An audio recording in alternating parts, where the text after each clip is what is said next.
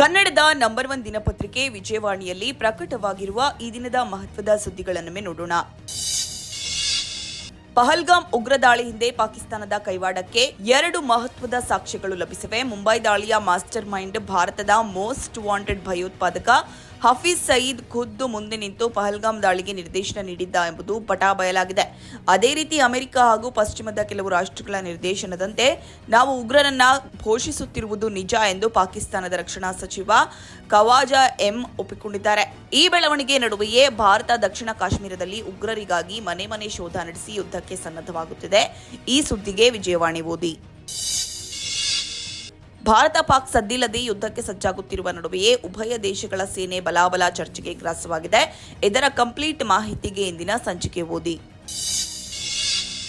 ರಾಜ್ಯದಲ್ಲಿ ಮುಂದಿನ ದಿನಗಳಲ್ಲಿ ಅನಧಿಕೃತ ಬಡಾವಣೆ ನಿರ್ಮಾಣಗೊಂಡಲ್ಲಿ ಸರ್ಕಾರ ಮುಲಾಜಿಲ್ಲದೆ ಮುಟ್ಟುಗೋಲು ಹಾಕಿಕೊಳ್ಳಲಿದೆ ಎಂದು ಕಂದಾಯ ಸಚಿವ ಕೃಷ್ಣ ಬೈರೇಗೌಡ ಎಚ್ಚರಿಕೆ ನೀಡಿದ್ದಾರೆ. ರಾಜ್ಯದಲ್ಲಿ ಎಲ್ಲಿಯೂ ಅನಧಿಕೃತ ಬಡಾವಣೆಗಳು ತಲೆ ಎತ್ತಬಾರದೆಂದು ಸಿಎಂ ಸಿದ್ದರಾಮಯ್ಯ ಕಟ್ಟುನಿಟ್ಟಿನ ಸೂಚನೆ ನೀಡಿದ್ದಾರೆ.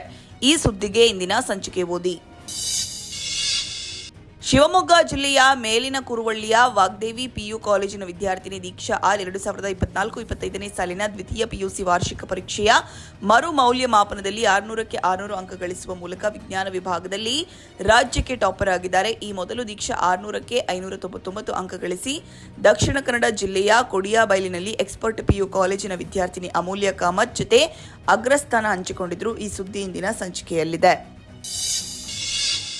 ಸ್ವಾತಂತ್ರ್ಯ ವೀರ ವಿ.ಡಿ. ಸಾವರ್ಕರ್ ಬ್ರಿಟಿಷರಿಗೆ ಕ್ಷಮಾಪಣಾ ಪತ್ರ ಬರೆದಿದ್ದರೆಂದು ಹೇಳಿಕೆ ನೀಡಿದ್ದ ಲೋಕಸಭೆ ವಿರೋಧ ಪಕ್ಷದ ನಾಯಕ ರಾಹುಲ್ ಗಾಂಧಿಗೆ ಸುಪ್ರೀಂ ಕೋರ್ಟ್ ತರಾಟೆ ತೆಗೆದುಕೊಂಡಿದೆ.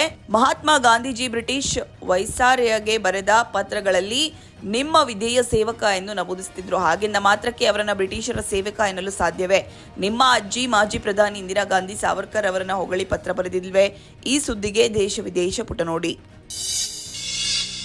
ಛತ್ತೀಸ್ಗಢ, ತೆಲಂಗಾಣ ಮತ್ತು ಮಹಾರಾಷ್ಟ್ರ ರಾಜ್ಯಗಳು ಕೊಡುವ ಕಡಿದಾದ ಬೆಟ್ಟದಲ್ಲಿ ನಕ್ಸಲರ ವಿರುದ್ಧ ಭರ್ಜರಿ ಕಾರ್ಯಾಚರಣೆ ಶುರುವಾಗಿದೆ. 2026ರೊಳಗೆ ದೇಶದಿಂದ ನಕ್ಸಲವಾದವನ್ನ ನಿರ್ಮೂಲಗೊಳಿಸುವ ಗುರಿಯನ್ನ ಭಾಗವಾಗಿ ಕೆಂಪು ಬಂಡುಕೋರರನ್ನ ಸುಮಾರು 10,000 ಪೊಲೀಸರು ಸುತ್ತುವರೆದು ಶರಣಾಗಿ ಅಥವಾ ನಾಶವಾಗಿ ಎಂದು ಖಡಕ್ ಎಚ್ಚರಿಕೆ ನೀಡಿದ್ದಾರೆ. ಈ ಸುದ್ದಿಗೆ ಇಂದಿನ ಸಂಚಿಕೆ ಓದಿ. ಗುತ್ತಿಗೆದಾರರ ಸಂಘ ಹಾಗೂ ಅಬಕಾರಿ ಗುತ್ತಿಗೆದಾರರ ಕಮಿಷನ್ ಆರೋಪದ ಬೆನ್ನಲ್ಲೇ ಇದೀಗ ದಲಿತ ಉದ್ದಿಮೆದಾರರು ಕಮಿಷನ್ ಆರೋಪ ಮಾಡಿದ್ದಾರೆ. ಗಾಂಧಿ ಭವನದಲ್ಲಿ ಕರ್ನಾಟಕ ದಲಿತ ಉದ್ದಿಮೆದಾರರ ಸಂಘ ಏರ್ಪಡಿಸಿದ್ದ ಕಾರ್ಯಾಗಾರದಲ್ಲಿ ಮಾತನಾಡಿರುವ ದಲಿತ ಉದ್ಯಮಿಗಳು 1 ಕೋಟಿ ರೂಪಾಯಿ ಸಾಲ ಪಡೆಯಲು ಎಲ್ಲ ಹಂತದಲ್ಲಿ 15 ಲಕ್ಷ ರೂಪಾಯಿ ಲಂಚ ಕೇಳುತ್ತಾರೆ. ದಲಿತರು ಎನ್ನುವ ಕಾರಣಕ್ಕೆ ಅಧಿಕಾರಿಗಳು ಅಸಡ್ಡೆ ಮಾಡುತ್ತಾರೆ. ಈ ಸುದ್ದಿಗೆ ಸಮಸ್ತ ಕರ್ನಾಟಕ ಪುಟ ನೋಡಿ. ವಕ್ಫ್ ತಿದ್ದುಪಡಿ ಕಾನೂನು ಪ್ರಶ್ನಿಸಿ ಸಲ್ಲಿಸಲಾಗಿರುವ ಎಲ್ಲ ಅರ್ಜಿಗಳನ್ನು ವಜಾ ಮಾಡುವಂತೆ ಕೇಂದ್ರ ಸರ್ಕಾರ ಶುಕ್ರವಾರ ಸುಪ್ರೀಂ ಕೋರ್ಟ್ಗೆ ಮನವಿ ಮಾಡಿದೆ. 2025ರ ತಿದ್ದುಪಡಿ ಕಾನೂನಿನ ಬಗ್ಗೆ ಸಾಂವಿಧಾನಿಕತೆ ಊಹೆಗಳಿರುವುದರಿಂದ ಅದಕ್ಕೆ ಸಂಪೂರ್ಣ ತಡೆ ನೀಡಲು ಆಗದು ಎಂದು ಕೋರ್ಟ್ಗೆ ಸಲ್ಲಿಸಿದ 1332 ಪುಟಗಳ ಪ್ರಾಥಮಿಕ ಕೌಂಟರ್ ಅಫಿಡವಿಟ್ನಲ್ಲಿ ಸರ್ಕಾರ ಹೇಳಿದೆ. ಈ ಸುದ್ದಿಗೆ ಮನಿ ಮಾತು ನೋಡಿ. ವಿಜ್ಞಾನ, ಶಿಕ್ಷಣ, ಪರಿಸರ ಕ್ಷೇತ್ರದಲ್ಲಿ ಪರಿಣಿತಿ ಹೊಂದಿದ್ದ ಭಾರತೀಯ ಬಾಹ್ಯಾಕಾಶ ಸಂಶೋಧನಾ ಸಂಸ್ಥೆ ಮಾಜಿ ಅಧ್ಯಕ್ಷ ಡಾ. ಕೃಷ್ಣಸ್ವಾಮಿ ಕಸ್ತೂರಿರಂಗನ್ ಶುಕ್ರವಾರ ಬೆಳಗ್ಗೆ ತಮ್ಮ ಸ್ವಗೃಹದಲ್ಲಿ ಇಹಲೋಕ ತ್ಯಜಿಸಿದ್ರು. ಈ ನುಡಿ ನಮನ ಚಿಂತನ ಪುಟದಲ್ಲಿದೆ. ಎಲೆಚುಕ್ಕೆ ರೋಗ, ಫಸಲು ಕುಸಿತದಿಂದ ಕಂಗೆಟ್ಟಿರುವ ಅಡಕೆ ಬೆಳೆಗಾರರಿಗೆ ಈಗ ಅಸಮಾಧಾನ ಪಡುವ ಸನ್ನಿವೇಶ ಸೃಷ್ಟಿಯಾಗಿದೆ. ಅಡಕೆ ಧಾರಣೆ ಗಗನಮುಖಿಯಾಗಿದೆ. ಬೇಡಿಕೆ ಹೆಚ್ಚಿರುವ ಕಾರಣ ದಿನೇ ದಿನೇ ಬೆಲೆಯೂ ಏರಿಕೆಯಾಗ್ತಾ ಇದೆ. ಸರಕು ಲಕ್ಷ ರೂಪಾಯಿ ಸನಿಹಕ್ಕೆ ತಲುಪಿದೆ. ಈ ಸುದ್ದಿಗೆ ವಿಜಯವಾಣಿ ಓದಿ. ಕೆಜಿಎಫ್ ಸರಣಿ ಸೇರಿ ಈವರೆಗೂ 3 ಸಿನಿಮಾಗಳಲ್ಲಿ ನಟಿಸಿದ್ದರು. ತಮ್ಮದೇ ಆದ ಛಾಪು ಮೂಡಿಸಿದವರು ಶ್ರೀನಿಧಿ ಶೆಟ್ಟಿ. ಕೆಜಿಎಫ್ ಬಳಿಕ ತಮಿಳಿನ ಕೋಬ್ರಾದಲ್ಲಿ ಅಭಿನಯಿಸಿದ್ರು. ಆ ಮಧ್ಯೆ ಅವರು ಬಾಲಿವುಡ್ಗೆ ಎಂಟ್ರಿ ನೀಡಲಿದ್ದಾರೆ. ಖ್ಯಾತ ನಟರ ಸಿನಿಮಾದಲ್ಲಿ ನಟಿಸಲಿದ್ದಾರೆ ಎಂಬ ಸುದ್ದಿ ಹರಿದಾಡಿತ್ತು. ಆದರೆ ಅದು ನಿಜವಾಗಲಿಲ್ಲ. ಇದೇ ವೇಳೆ ಅವರ ಕುರಿತಂತೆ ಆಸಕ್ತಿದಾಯಕ ವಿಚಾರ ಬೆಳಕಿಗೆ ಬಂದಿದೆ. ನಿತೇಶ್ ತಿವಾರಿ ನಿರ್ದೇಶನದ ರಾಮಾಯಣ ಚಿತ್ರದ ಸೀತೆ ಪಾತ್ರಕ್ಕಾಗಿ ಮೊದಲು ಆಯ್ಕೆಯಾಗಿದ್ದು ಶ್ರೀನಿಧಿ ಶೆಟ್ಟಿ ಅವರಂತೆ. ಅದಕ್ಕಾಗಿ ಅವರು 3 ದೃಶ್ಯಗಳಿಗೆ ಸ್ಕ್ರೀನ್ ಟೆಸ್ಟ್ ಕೂಡ ನೀಡಿದ್ರು.